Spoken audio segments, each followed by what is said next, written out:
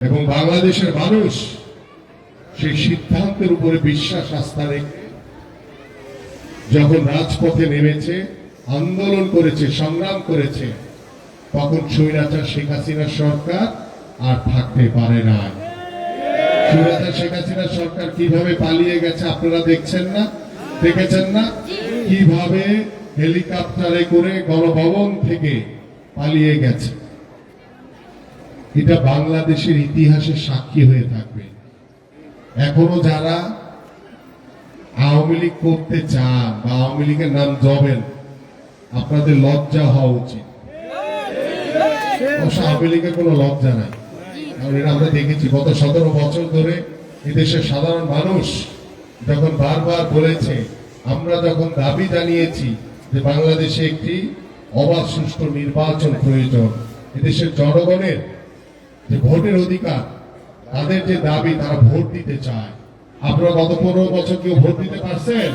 কেউ ভোট দিতে পারেন না, কারণ আওয়ামী লীগের আপনাদের ভোটের প্রয়োজন ছিল না, জনগণের ভোটের প্রয়োজন ছিল না। তাদের প্রয়োজন ছিল ওই যে কিছু আজ্ঞাবহ কিছু লীগ, কিছু দুষ্কৃতিকারী, কিছু ষড়যন্ত্রকারী, যারা বাংলাদেশে বসবাস করে বাংলাদেশকে নিয়ে ষড়যন্ত্র করে। এমন লোক আমাদের দেখতে হয়েছে না?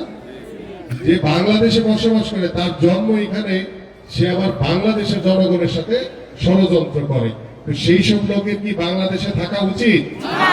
তাদের বাংলাদেশে থাকা উচিত না। কারণ এই যে 17 বছর যে স্বৈরাচার শেখ হাসিনা যাদেরকে ব্যবহার করে তারা জোর করে ক্ষমতায় বসেছিল, ওই লোকগুলি অনেকেই দেশের বাইরে পালিয়ে গেছে, আবার অনেকেই লুকিয়ে আছে, ঘাপটি মেরে বসে আছে, আবার অনেকে আছে কিছু লোকের নেতা নিয়ে তারা বিভিন্ন রাষ্ট্রীয় প্রতিষ্ঠানে এখনো স্থানে বহাল রয়েছে। কিন্তু তাদের ওই স্থানে বহাল থাকা কি, তাদের কি সেই স্থানে বহাল থাকা উচিত? বলেন, আপনারা বলেন উচিত না। কারণ তারা তো এই দেশের বিরুদ্ধে, এই দেশের জনগণের বিরুদ্ধে ষড়যন্ত্র করেছে।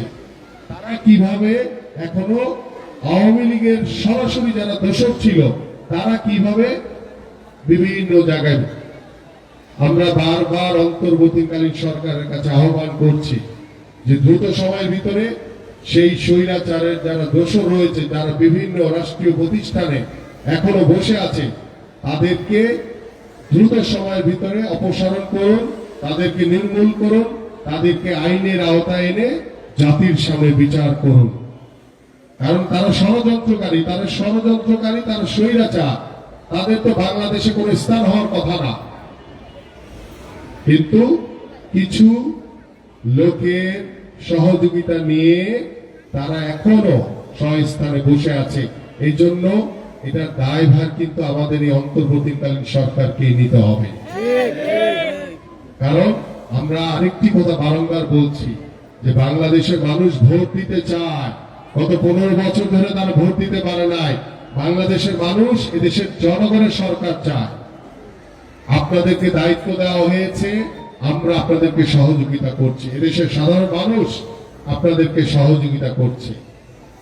সেই সহযোগিতার মাধ্যমে আপনাদের কাছে যেটি বারংবার এদেশের মানুষ আহ্বান করছে, আমরা আহ্বান করছি যে দ্রুত সময়ের ভিতরে একটি নির্বাচন দিন। নির্বাচনের মাধ্যমে এদেশের জনগণের সরকার প্রতিষ্ঠা হবে এবং সেই জনগণের সরকার সিদ্ধান্ত নিয়ে তারা বাংলাদেশের যে রাষ্ট্রীয় প্রতিষ্ঠানগুলো ধ্বংস হয়ে গেছে, সেই ধ্বংসস্তূপ রাষ্ট্রীয় প্রতিষ্ঠানগুলোকে সংস্কারের মাধ্যমে বাংলাদেশের মানুষ নতুনভাবে পুনর্গঠন করবে।